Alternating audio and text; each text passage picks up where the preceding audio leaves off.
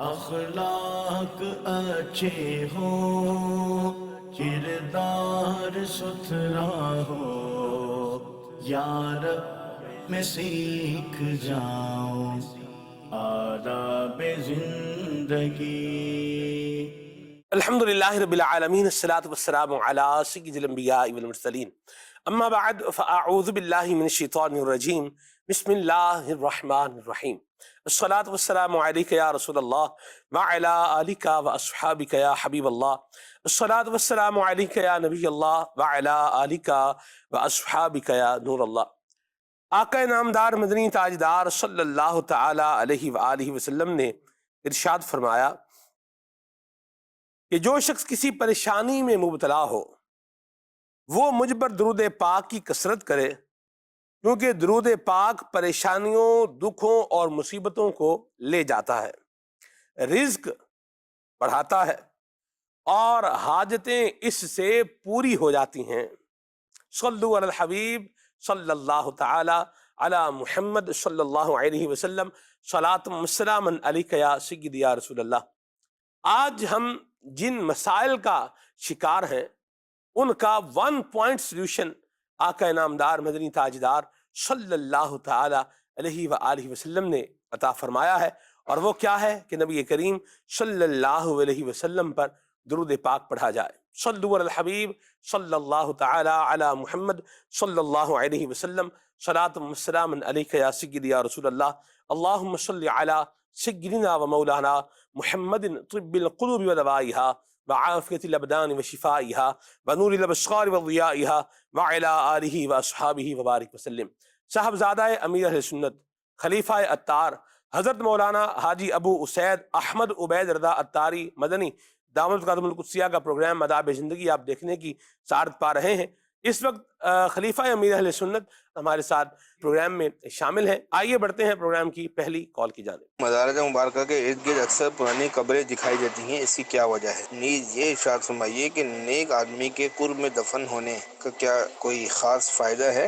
مزارات اولیاء کے ارد گرد جو قبریں نظر آتی ہیں یا قبروں کے نشانات نظر آتے ہیں، تو ان کے بارے میں یہی سنا گیا ہے کہ یہ واقعی یہ قبریں جو ہے نا یہ ہوتی ہیں، اور چونکہ پہلے کے لوگوں کا بھی اور اب بھی کئی ایسے لوگ ہیں جو یہ پسند کرتے ہیں کہ ہمیں اللہ والوں کا قرب نصیب ہو، اور اللہ والوں کے قرب کی برکتیں ہیں کہ بندہ زندہ رہے تب بھی برکت حاصل ہوتی ہے، مر جائے تب بھی برکت حاصل ہوتی ہے۔ اللہ والے اگر حیات ہوں تب بھی ان سے برکت دی جا سکتی ہے، حاصل ہوتی ہے، اور اللہ والے اگر دنیا سے چلے جائیں تب بھی جو ہے وہ ان سے فیض و برکات ملتے ہیں، کیونکہ اللہ تعالیٰ نے ان کو ایک نوازا ہے۔ اچھا، رہا یہ کہ مزارت کے قریب تدفین ہونا، جس کے بارے میں یہ کہ امام اہل سنت اعلیٰ حضرت رحمۃ اللہ تعالی علیہ فرماتے ہیں کہ اگر کوئی شخص مستحق عذاب بھی اگر ہوا نا، اور کسی نیک شخص کے ساتھ اگر اس کی تدفین ہو گئی، یا کسی شہید کے ساتھ اگر اس کی تدفین ہو گئی، یا کسی اللہ کے ولی کے برابر اس کی تدفین ہو گئی، تو وہ بھی محروم نہ رہے گا، بلکہ جو ہے وہ اس کے عذاب میں جو ہے وہ کمی ہو جائے گی، یا وہ عذاب سے محفوظ رہے گا۔ جیسا کہ ایک واقعہ ملتا ہے کہ ایک شخص کی قبر کھل گئی، تو دیکھا کہ جو ہے نا وہ اس کے سینے سے 2 شاخیں نکل رہی ہیں، اور یہاں جو ہے وہ 2 پھول ہیں۔ لوگوں نے کہا کہ یہ بڑا زبردست آدمی ہے، تو چلو ہم اس کو جو ہے نا وہ یہاں سے اٹھا کر کہیں اور لے جاتے ہیں۔ اب جیسے انہوں نے ارادہ کیا اور اس کو یہ اٹھا کر لے جانے لگے، دور کیا، تو وہ جو ٹہنیاں تھیں اور یہ جو پھول تھے، یہ جو ٹہنیاں تھی انہوں نے سانپ کی شکل اختیار کر لی، اور جو پھول تھے یہ پن بن گیا۔ اب لوگ بڑے پریشان کہ یہ کیا ہو گیا، تو خیر وہاں کوئی نیک و صالح کوئی امام تھے مسجد کے اللہ والے، تو انہوں نے کہا کہ اگر آپ ان کی بھلائی چاہتے ہیں تو آپ اس شخص کو یہیں دفن کر دیں، کیونکہ یہ شخص تو گناہ گار ہے کہ یہ اس پر جو ہے نا وہ عذاب کی علامت ہے، مگر چونکہ اس کے ساتھ جو کسی شہید کی قبر ہے، تو اس شہید کے قرب کی برکت سے جو نا یہ جو سانپ وغیرہ نا یہ پھول میں تبدیل ہو گئے، یعنی سانپ جو ہے وہ ٹہنی میں تبدیل ہو گیا، سارے پھن جو ہے وہ پھول میں تبدیل ہو گیا۔ تو یہ پتا چلا کہ اللہ والوں کی قرب کی برکتیں جو ہے وہ بعد وفات بھی حاصل ہوتی ہیں۔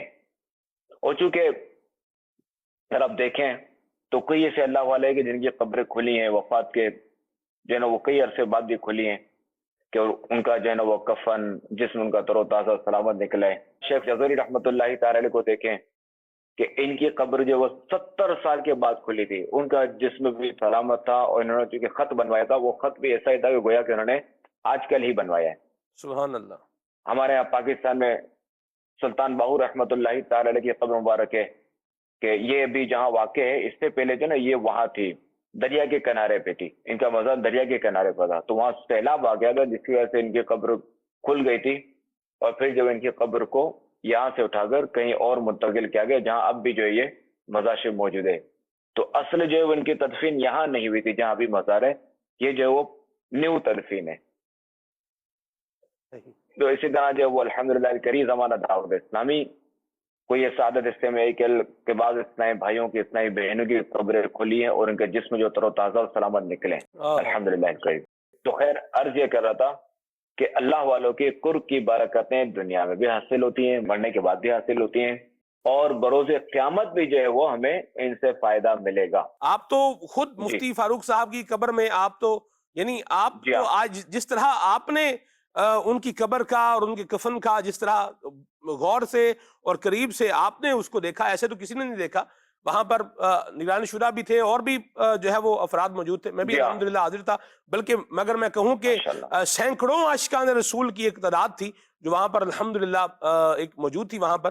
تو آپ تو اس چیز کے آئی وٹنس ہیں کہ اللہ کی رحمت سے اللہ کریم کا بندہ, حافظ قرآن, امیر اہل سنت کا مرید, حضرت غوث پاک رحمت اللہ علیہ کا چاہنے والا اور سنتوں کے مطابق زندگی گزار کے جانے والا, قبر میں کم و بیش 3 سال کے بعد قبر جو ہے وہ کھلی. اور کیا کیا کچھ دیکھا آپ نے, میں چاہوں گا کچھ آپ اپنے جو مشاہدات ہیں, جو آئی وٹنس ہے آپ کا, اس کو بھی کچھ بیان فرمائیں. اب چونکہ مجھے جتنی اجازت تھی میں اتنا ہی جو میں دیکھ سکتا تھا, تو ان کا کفن وغیرہ جو ہے نا یہ پورا سلامت تھا, اور چونکہ ان کا کفن اوپر تھا نا کچھ بال وہ نظر آ رہے تھے. اللہ اکبر. اور پھر اس کی میں نے ویڈیو وغیرہ بنائی تھی, جو مفتی فضل صاحب بھی اس میں موجود تھے جی, تو ان کے جو ہے وہ حکم پر جو جس طرح وہ فرماتے تھے اس طرح میں نے جو ہے وہ ترکیب کی تھی. ورنہ تو حضور یہ بیان کیا جاتا ہے کہ 3 دن کے اندر اندر جو ہے وہ میت کا جو ہے وہ حال کیا ہو جاتا ہے, اللہ جو ہے وہ عافیت والا معاملہ فرمائے. لیکن یہ 3 سال گزرنے کے بعد بھی آپ نے اس کو زندگی میں یوں اگر یوں کہا جائے کہ آپ کی زندگی کا ایک ایسا یادگار یہ واقعہ ہے کہ جس کو نہیں بھلایا جا سکتا, تو آپ نے اپنی زندگی میں اس سے کیا مطلب سیکھا, یا آپ کو اپنی لائف میں کس چیز کا اس انسیڈنٹ کے بعد یا اس واقعے کے بعد کس چیز کا اضافہ ہوا, کسی بات کا, کسی عمل کا, تو میں چاہوں گا اس پر بھی آپ کچھ ارشاد فرمائیں. اس سے یہ تو ہے نا کہ ایک تو یہ کہ ہمارا جو عقیدہ یہ اور پختہ ہوا. ویسے تو الحمدللہ کریم ہم الحمدللہ اللہ کا شکر ہے کہ ہم جو ہے وہ اللہ تعالیٰ کا شکر ادا کریں کہ کم ہے کہ الحمدللہ الکریم اہل سنت و جماعت جو وہ قرآن و حدیث کے مطابق جو ہے یہ چلتی ہے کہ الحمدللہ کہ ہمارا عقیدہ قرآن و سنت کے مطابق ہے, قرآن حدیث کے مطابق ہے, اور ہمارے نظریات ہمارے عقائد وہی ہیں اللہ و رسول کے بارے میں جو صحابہ کرام علیہم رضوان کے تھے.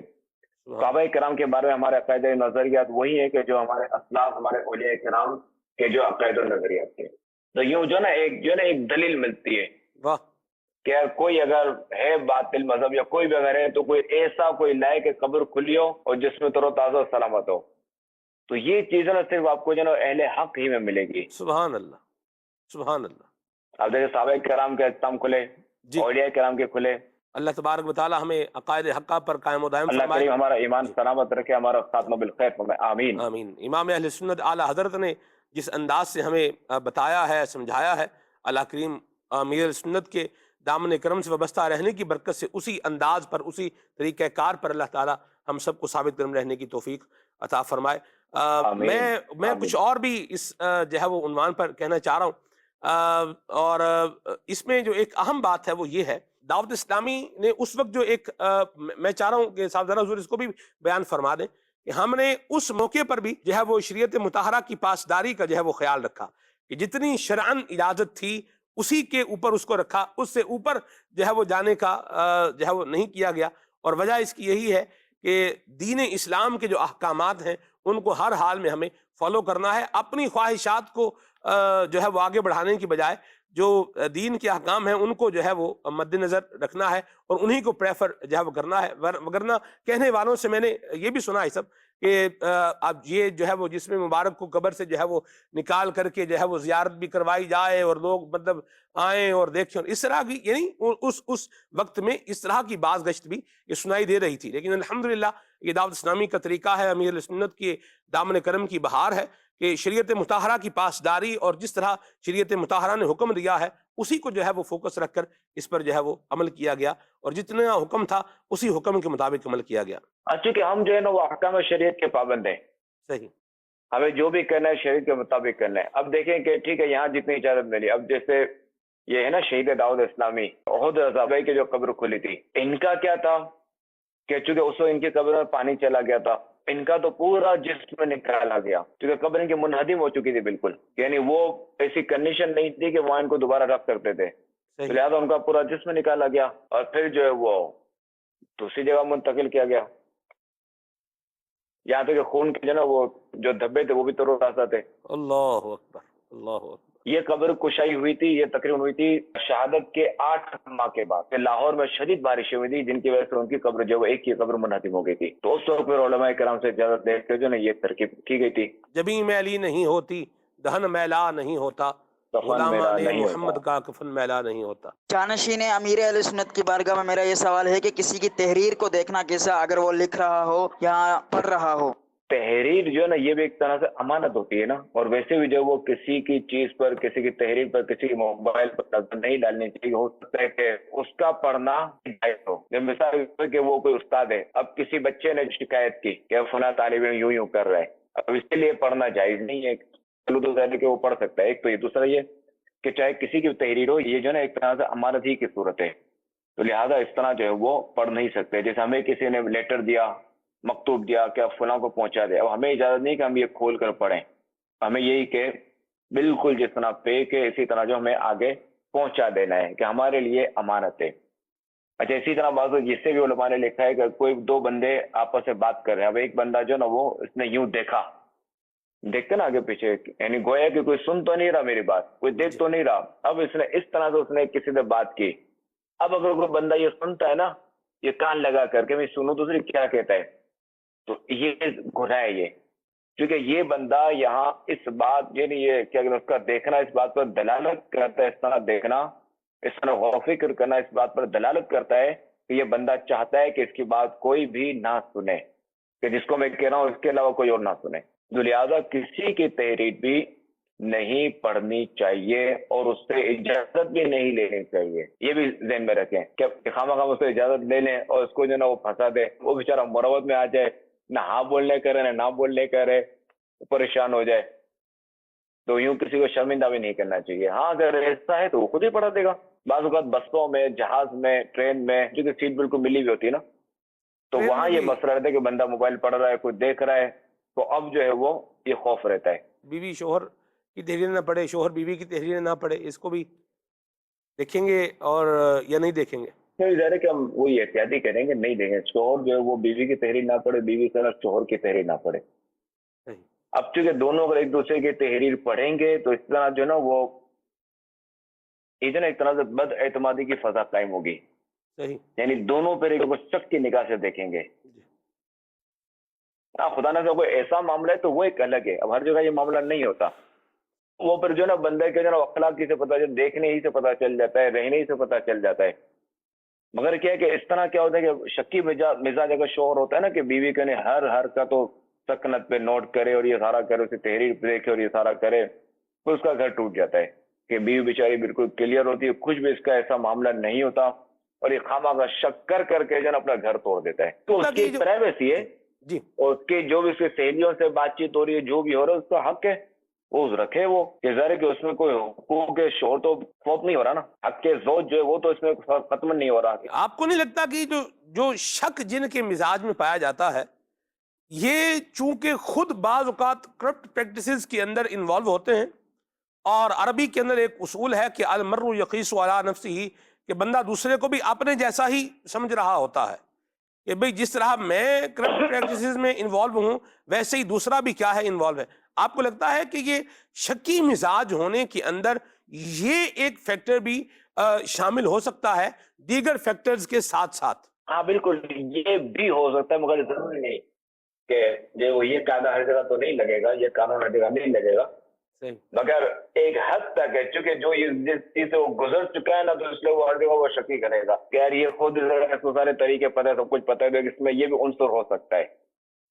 تو لہٰذا وہ ہر ایک کو اپنی طرح نہ سمجھے، ہر ایک کو اپنے سے اعلیٰ سمجھے، اپنے سے ادنا نہ سمجھے، اپنے سے گھٹیا نہ سمجھے، اپنے آپ کو گناہگار سمجھے، سامنے والوں کو نیک سمجھے، کیا بات ہے، متقی سمجھے، تو انشاءاللہ ممکن اس کی گاڑی چلے گی. مرحبا.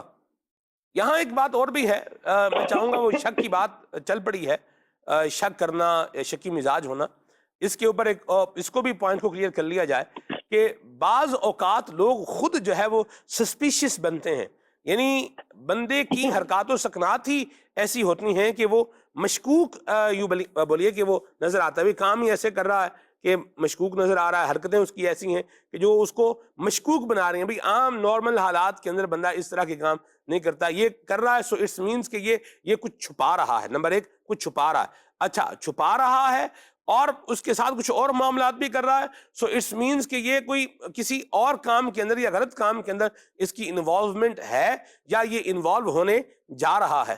تو اس حوالے سے آپ کیا ارشاد فرمائیں گے؟ اگر کنڈیشن ہے تو اب چونکہ اب جو بڑے ہیں، جو سرپرست ہیں، وہ اس پہ نگاہ رکھیں کہ اب یہ خود ہی ایسی حرکتیں کر رہا ہے. چونکہ وہ کسی کا اگر کپڑا کسی سے پھٹا ہوا ہے نا، تو ہر جگہ یوں دیکھے، کوئی مجھے دیکھ تو نہیں رہا، تو یہ ایک مثال دی جاتی ہے. کوئی دیکھے جیسے کسی کے اگر پھٹا ہوا ہے، کہیں سے پھٹا ہوا ہے، اب کیا وہ یوں دیکھے، کوئی دیکھ تو نہیں رہا، وہ یوں چھپا کے رکھے گا. تو اب اگر چونکہ اس کی حرکت جو ہے اس بات پر دال ہے، یعنی اس بات کی دلیل ہے کہ یہ جو ہے وہ کچھ رانگ سائڈ جا رہا ہے. ایک دوسرا یہ کہ حدیث پاک میں تہمت کی جگہوں سے بچو. اب ٹھیک ہے، الحمدللہ کہ ہم شراب نہیں پیتے، نہ ہی الحمدللہ کہ ہم نے کوئی پی بھی نہیں ہے، اللہ کا شکر ہے، اور اللہ کرے ہمیں اس پہ استقامت عطا فرمائے، اللہ کرے ہمیں محفوظ رکھے، آمین، کہ کبھی ہمارے منہ میں جائے نہ. آمین آمین. مگر اگر ہم میں سے بھی کوئی شراب کھانے کے باہر کھڑا ہوگا، خدا نہ خواستہ، تو سامنے والا کیا سمجھے گا، دیکھنے والا کیا سمجھے گا، چاہے ہم ہوں یا کوئی بھی ہو. ایسی ایمرجنسی ہو جاتی ہے، میں خدا نہ ایسی کنڈیشن ہو گئی، تو اب جو ہے نا وہ جس نے بھی دیکھا تو اس کو وضاحت کر دے. یہ نہیں کہ اس نے اپنی قبر میں جانا ہے، میں نے اپنی قبر میں جانا ہے. بالکل یہ تو درست ہے، مگر اس سے وضاحت کرنے کہ بھائی اس وقت میرے ساتھ یہ ایمرجنسی تھی اور یہ معاملہ ہو، جیسے پتہ ہی نہیں تھا کہ یہ جو ہے شراب خانہ ہے، تو پتہ ہی نہیں تھا، بات نہیں پتہ چلتا. ایسا ہی ہے جو کہ ہم نے الحمدللہ کے پاکستان ہی دیکھے. اب یہ تو ظاہر ہے کہ باہر ممالک سفر ہوتا ہے تو پتہ چلتا ہے اچھا یہ طرح ہے، تو بعض کو علامت نہیں ہوتی. ہم مسافر، ہمیں نہیں پتا، تو الحمدللہ کہ ہم اکیلے سفر ہی نکلے، ظاہر ہے کہ وہاں کے لوگ، مقامی لوگ ساتھ ہوتے ہیں. جی. تو اگر خدا نہ خواستہ کوئی ایسا ہو تو سامنے والے کو بتا دیا جائے کہ بھائی مجھے پتا نہیں تھا کہ یہاں یوں ہے. بنگلہ دیش الحمدللہ کہ شراب پر پابندی ہے، تو یہاں جہاز میں شراب نہیں ملتی. اور یہاں پہ آپ کو تو حیرت ہوگی کہ یہاں جہاز میں جو ہے وہ پتھر دیا جاتا ہے، پتھر رکھا جاتا ہے یہ منہ کے لیے. واہ. اچھا دوسرا ہے کہ یہاں ماشاءاللہ کریم رجب شعبان کے بھی روزے رکھے جاتے ہیں. تو ذرا جو قوم رجب شعبان کے روزے رکھے گی تو رمضان کے کیسے چھوڑے گی؟ مرحبا. روزے رکھے گی تو نمازیں کیسے چھوڑے گی؟ یہ ماشاءاللہ ان کا سب پیارا ملک ہے. عاشقان اولیاء ہیں جی، عاشقان اولیاء جی. بالکل. بلکہ وہ ایک ایئرپورٹ بھی ہے، شاہ جلال انٹرنیشنل ایئرپورٹ. میں جو نا جہاز کو بولتے ہیں ویمان، ویمان واؤ سے ویمان، اور بنگلہ زبان میں جہاز کو بولتے ہیں بیمان. بیمان، اچھا بے سے، صحیح صحیح. بیمان ویمان صحیح. اچھا ہندی میں جو ایئرپورٹ کو بولتے ہیں ویمان تل، اردو میں بولتے ہیں ہوائی اڈا، اور بنگلہ دیش میں بولتے ہیں بیمان بندر. کیا بات ہے جی، مرحبا، ماشاءاللہ. اللہ جو ہے وہ عافیت والا معاملہ فرمائے اور بنگلہ دیش کے نسل کو بھی سلامت رکھے اور ہمیں بھی اولیاء کی محبت عطا فرمائے. یہاں میسج کے ذریعے ہمارے پاس سوال ہے، کہہ رہے ہیں کہ وہ ٹیچرز جو کلاس میں ہر وقت باتیں کرتے رہتے ہیں ان کے لیے آپ کیا کہیں گے؟ دیکھیں ٹیچر کا کام ہے پڑھانا، تعلیم دینا، بچوں کو سکھانا. تو اب اگر ہر باتیں کرتے رہتے ہیں تو بچوں کو پھر تعلیم میں تو حرج ہوا، اور جو اس کی ڈیوٹی ہے वो उसने अपनी ड्यूटी पूरी नहीं की, और जब ड्यूटी पूरी नहीं की तो उसकी रोजी पर हलाल ना हुई, गुनाहगार भी हुआ, उस वक्त की जो है वो तनख्वाह भी नहीं ले सकता। मैं शहजादा हजूर से ये अर्ज है कि अक्सर देखा जाता है जो बीवी होती है वो शोहर का कहना नहीं मानती और उस पर सख्ती करती है अपने शोहर पे, और कुछ बीवियां माज़अल्लाह ऐसी भी होती हैं जो अपने शोहरों को गालियां भी देती हैं। तो हमें किस तरह इन औरतों को सुनना चाहिए कि ताकि वो नरमी के साथ, अदब व प्यार के साथ अपने शोहर से पेश आएं? इस बारे में कुछ इरशाद फरमा दें। जज़ाकल्लाहु खैर। हाँ, देखिए कि माज़अल्लाह अगर कोई औरत अगर इस तरह करती है तो वो वाकई के वो उसकी बदबख्ती है। शोहर के हिसाब से हुक्म दिया गया है, बीवी जो है ना महकूम है, शोहर हाकिम है, बीवी महकूम है, कि शरीयत ने उसको शोहर के मातहत किया है। शरीयत ने शोहर को हाकिम बनाया है, मर्द को हाकिम बनाया और औरत को महकूमा बनाया है। मगर इसका मतलब ये नहीं कि अब मर्द अगर हाकिम है तो औरत को बिल्कुल कुचल दे, उसको बिल्कुल जो है ना वो हर वक्त अटेंशन नहीं रखेगा, बस तुम्हें ये नहीं करना, तुम्हें ये करना है तो वो करना है, ये करना है, हर वक्त कुछ ना कोई काम मिलेगा, ऐसा नहीं है। अगर कोई माज़अल्लाह कोई औरत इस तरह का करती है तो उसे चाहिए कि वो तौबा करे, अल्लाह ताला की बारगाह में तौबा करे, शोहर से माफी मांगे और शरीयत के मुताबिक अपनी जिंदगी गुजारे। देखिए, हम अल्लाह और रसूल के हुक्म के पाबंद हैं। अब कोई ये ना सोचे कि यार ये पाबंदी और हमें जो ना पाबंदी बाज लोग होते हैं ना कि क्या पाबंदी, तो मैं उनको यही कहूंगा कि अगर आप शरीयत की पाबंदी नहीं करते, अगर कोई नहीं कर रहा शरीयत की पाबंदी, अब ये देखेंगे रोड पे तो आप चल रहे हैं, तो रोड पे चलने के तो कुछ रूल्स है ना, उसकी तो अगर पाबंदी करनी पड़ जाए, आपके बॉडी सब जाती है। अब हाईवे पे चाहते हैं नहीं यार मैं 150 की स्पीड चलाऊं, आप पाबंद अब नहीं बता सकते कि अगर आप 120 से अगर 120 का रोड है तो अब 120 से अगर 129 हो जाए, इससे आप आगे जाएंगे 130 के जाएंगे तो फिर पुलिस आपको रोक लेगी। इस तरह और भी ऐसे कवानीन और भी ऐसे मामलात हैं कि बंदा आजाद नहीं है। जब एक मुल्की कानून में बंदा आजाद नहीं है तो शरई कानून अपने आप को आजाद क्यों समझता है? हमें इसकी पाबंदी करते हुए अपनी जिंदगी गुजारनी है। और जो औरत पर इस तरह की करती है तो फिर उसके लिए मसाइल भी ठीक ठाक होते हैं। बात होती है ना कि मैं वो घर का खाना ना बनाऊं तो यूं ना करूं, ये ना करूं, वो ना करूं, तो मेरी एक अपनी लाइफ है, अपनी जिंदगी है। अब ये जो जवान होती है तब तो उसे सब कुछ चल जाता है कि जैसे वो कहीं गई नौकरी के लिए तो उसे नौकरी मिल गई, सब कुछ मिल गया। अब जो बच्चे तो है नहीं, अब ये क्या एक उम्र का एक हिस्सा है। अब इसकी उम्र बूढ़ी अगर बड़ी हुई, अब जब बड़ी होगी, इसकी उम्र बड़ी होगी तो जो तनख्वाह पर है, नौकरी पर है, तो अब चूंकि जब औरत बड़ी होगी तो फर्क भी आएगा। फिर एक वक्त आता है कि अब अगर ये जाती है कहीं और नौकरी के लिए तो सामने वाले से माजरत कर लेता है कि चूंकि वो असल में जो ना वो हमें तो चाहिए जवान औरत चाहिए कि जो टेलीफोन ऑपरेटर हो, यूं हो, ये हो, ये काम कर रहे, वो काम। आप तो कह रहे के कुछ भी नहीं कर सके, हमारे काम तो नहीं आ सकते इस तरह के, जो भी आप काम है हमारा डॉक्टरी वर्क, जो भी ऑफिस वर्क है, तो आपसे तो नहीं हो सकेगा ये। आपको तो अभी जो है वो अपने नवासे और पोतों की जो खिदमत लेनी चाहिए। वो तो सामने वाले ये कह देगा, ये कह देता है, मगर ये वो अब पछताती है कि काश कि मैंने अगर कुरान और सुन्नत पर चलते हुए कुरान हदीस के मुताबिक अगर मैंने अपनी अच्छी जिंदगी गुजारी होती, शरीयत के मुताबिक अपनी जिंदगी गुजारी होती और जो मैंने निकाह कर लिया होता और यूं मेरा अगर घर चलता तो आज जो ना मैं दादी या नानी बनी होती, मगर आज मुझे जो ना ये ठोकरें ना खानी होती इस तरह की। हम शरीयत के पाबंद हैं, हम अल्लाह और रसूल के हुक्म के पाबंद हैं। ये जवानी जो ना ये 2 दिन है, ये 2 दिन की तनी है, और ये जिंदगी जो ना ये 2 दिन की है, आखिर मौत है। अगर मौत अभी नहीं आई तो बूढ़ा होने के बाद तो मौत आनी है, बूढ़ी होने के बाद तो मौत आनी ही है। लिहाजा बंदे को चाहिए और बंदी को चाहिए कि अपनी जिंदगी इज्जत के साथ गुजारे। इज्जत के साथ कब गुजरेगी? जब वो शरीयत के मुताबिक गुजारे, इसी में आफियत है। आपको वरना फिर कोई हाथ पकड़ने वाला नहीं होता, खानदान वाला भी कोई हाथ नहीं पकड़ता, ये ध्यान में रखिएगा। ऐसा ही है। यानी फुला जो ना मुझे मशवरे देता है तो फुला मेरी मदद करेगा, फलानी जो ना वो मुझे मशवरे देती है, फलानी मेरा बड़ा साथ देती है, तो भले वो अभी साथ दे रही है, जब बुरा वक्त आएगा वो छोड़ जाएगी। ऐसा ही है।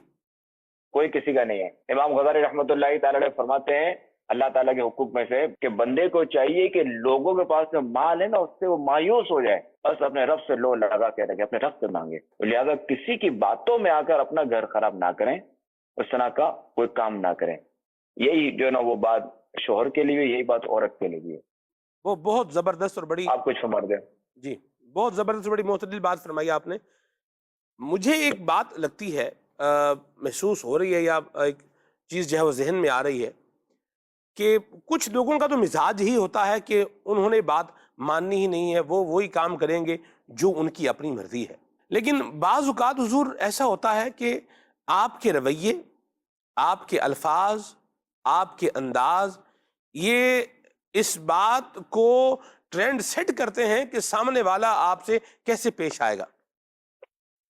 بعض اوقات بد مزاجی یا نافرمانی کی جہاں پر شکایت ہوتی ہے، یہ تو ہوتی ہی ہے، لیکن دوسری طرف سے بھی بعض اوقات کسی نہ کسی کمزوری کا سامنا مظاہرہ کیا جا رہا ہوتا ہے کہ جس کو بندہ شاید فراموش کر دیتا ہے یا جس کا جو ہے وہ خیال رکھتا نہیں ہے.